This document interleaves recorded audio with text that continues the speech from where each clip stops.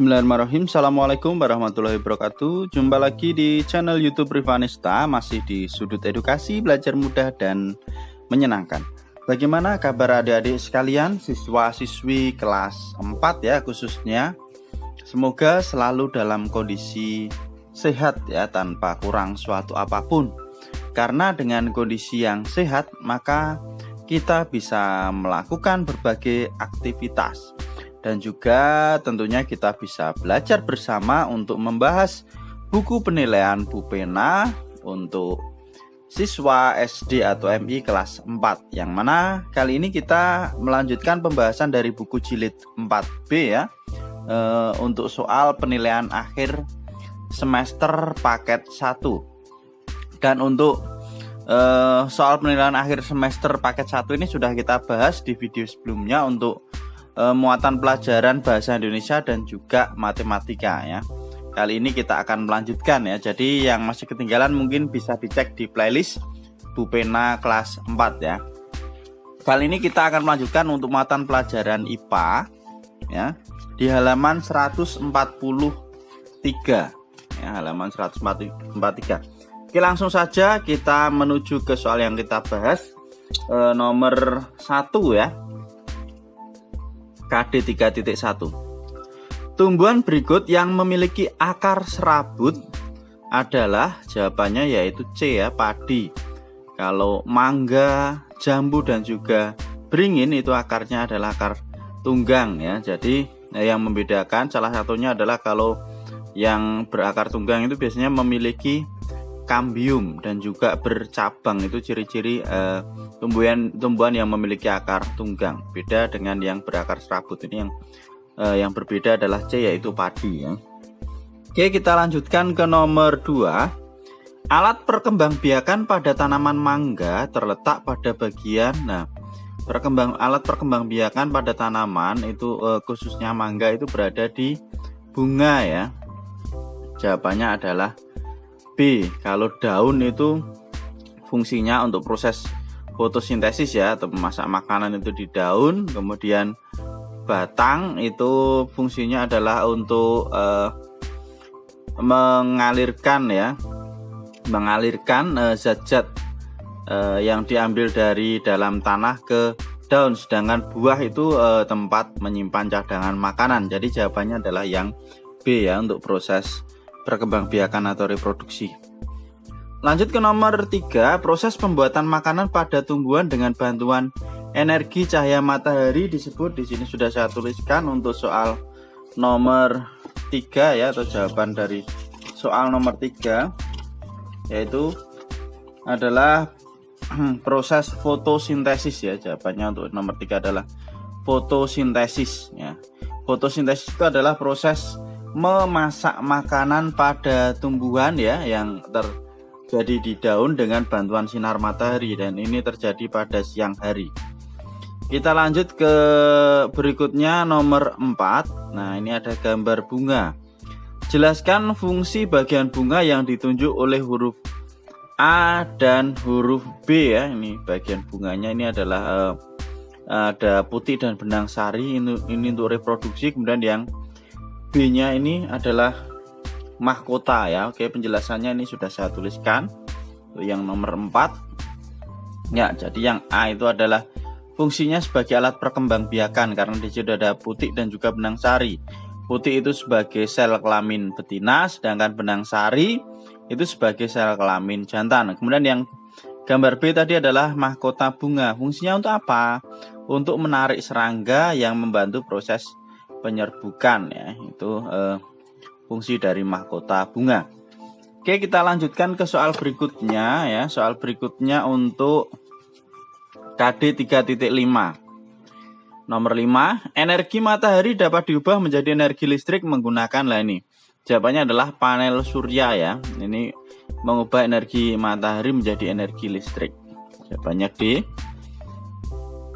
Nomor 6, benda yang memanfaatkan perubahan energi listrik menjadi energi panas adalah dari listrik menjadi panas. Ini jawabannya adalah setrika listrik ya. Setrika listrik itu dari listrik ke panas. Kalau yang A ini kipas angin. Kipas angin itu dari listrik menjadi gerak ya. Kemudian yang B ini gitar ya, berarti dari tenaga kita berarti menjadi suara, berarti energi kimia menjadi suara ya, karena menggunakan tenaga kita ya. Kemudian yang D ini juga sepeda, berarti menggunakan tenaga manusia, berarti dari energi kimia menjadi energi gerak karena dapat menggerakkan ya. Kalau ini tadi kimia menjadi suara, kalau ini kimia menjadi gerak. Oke, langsung ke nomor 7. Saya lipat dulu aja biar lebih mudah ya. Nomor 7. Matahari merupakan sumber energi titik-titik dan titik-titik ini sebagai sumber energi panas ya. Selain sebagai sumber energi panas, matahari juga sebagai sumber energi cahaya. Jadi sumber energi panas dan cahaya. Oke, nomor 7 bisa dilihat di sini ya. Panas dan cahaya. Nomor 8. Tuliskan 3 contoh perubahan bentuk energi dalam kehidupan sehari-hari ya. Contoh perubahan bentuk energi dalam kehidupan sehari-hari serta contoh bendanya. Ya, ini sudah saya tuliskan juga. Perubahan energi karena yang banyak listrik, saya contohkan listrik aja ya. Dari listrik ke panas, contohnya setrika tadi ya, sudah ada tadi di pilihan ganda. Kemudian dari listrik ke gerak, contohnya ada kipas angin ya. Kemudian dari energi listrik ke cahaya, contohnya adalah lampu ya. Ini 3 contoh perubahan energi beserta bendanya. Oke, kita lanjutkan ke soal berikutnya. Untuk KD 3.6 ya. Nomor 9. Selain sebagai indera pendengar, fungsi lain telinga adalah sebagai jawabannya adalah alat keseimbangan tubuh ya. Jawabannya yang C ya. Kalau indera perasa itu lidah ya. Kalau indera peraba itu kulit ya. Kulit itu untuk meraba. Indera perasa itu lidah ya. Alat penunjang penampilan ini juga sebenarnya ada benarnya juga, tapi yang paling tepat adalah yang C ya, karena ada sebagai alat keseimbangan tubuh. Oke, lanjut ke nomor 10. Alat musik kecapi, rebana, dan marakas berturut-turut dapat menghasilkan bunyi dengan cara, jawabannya adalah C. Kecapi itu dipetik ya, rebana itu dipukul, dan marakas itu digetarkan ya. Jadi jawabannya yang paling tepat adalah yang C untuk nomor 10. Oke, kita ke halaman berikutnya, halaman 144. Nomor 11.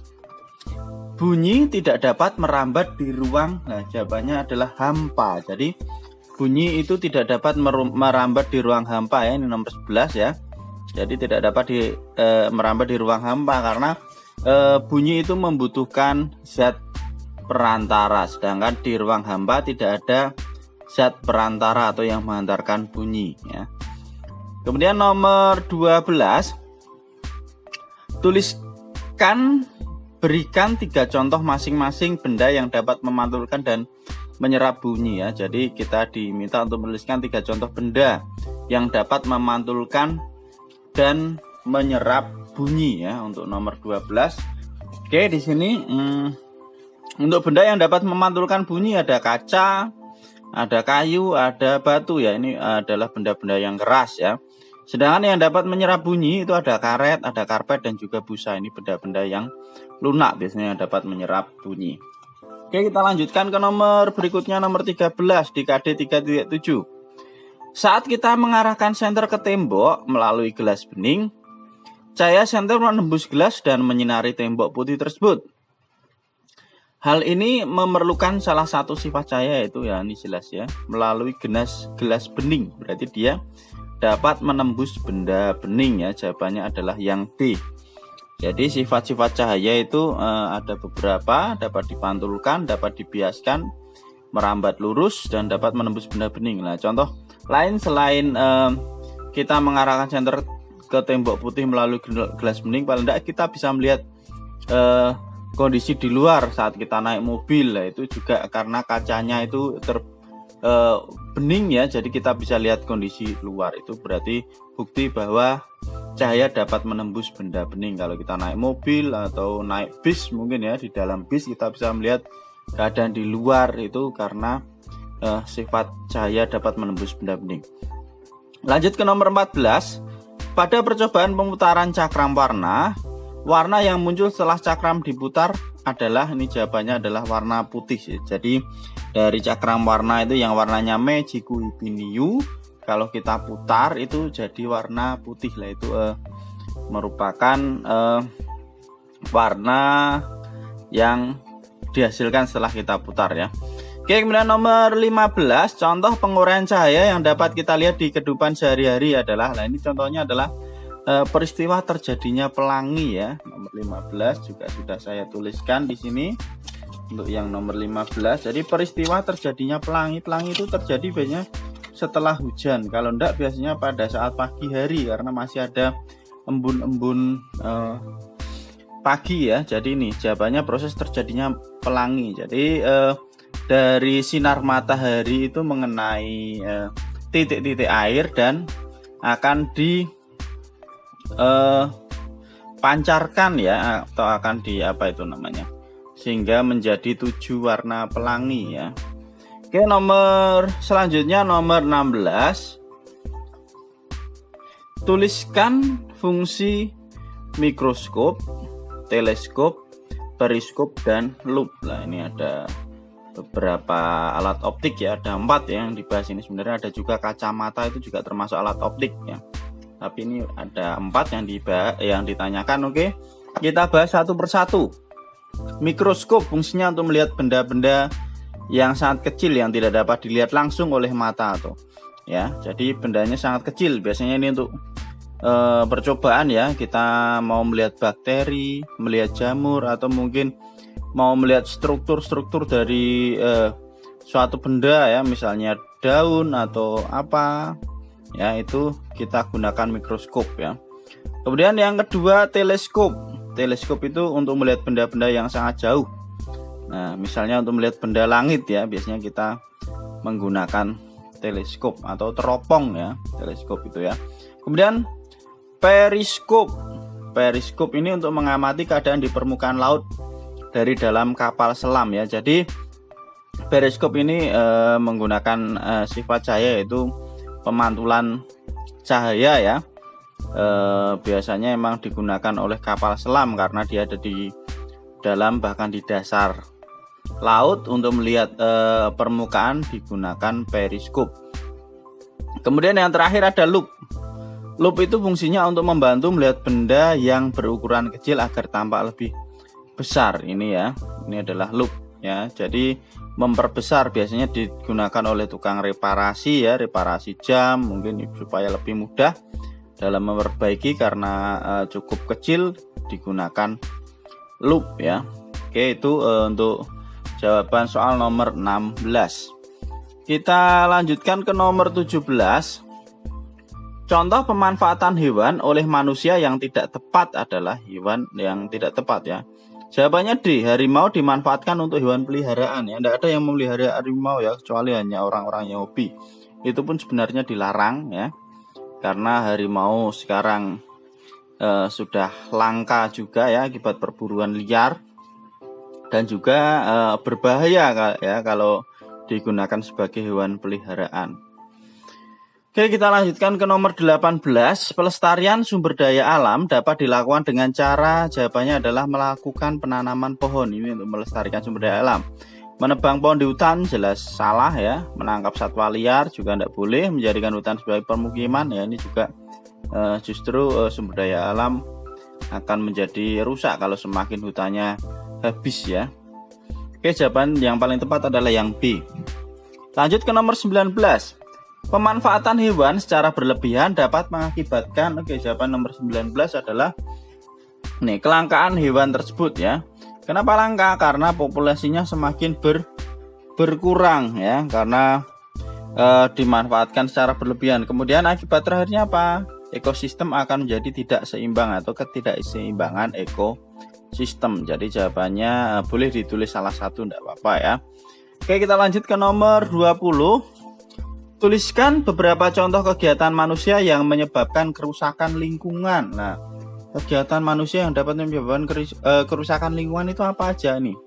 Penebangan liar ya, ini jelas bisa menyebabkan hutannya menjadi gundul. Nah, itu macam-macam itu akibatnya ya, bisa banjir ya.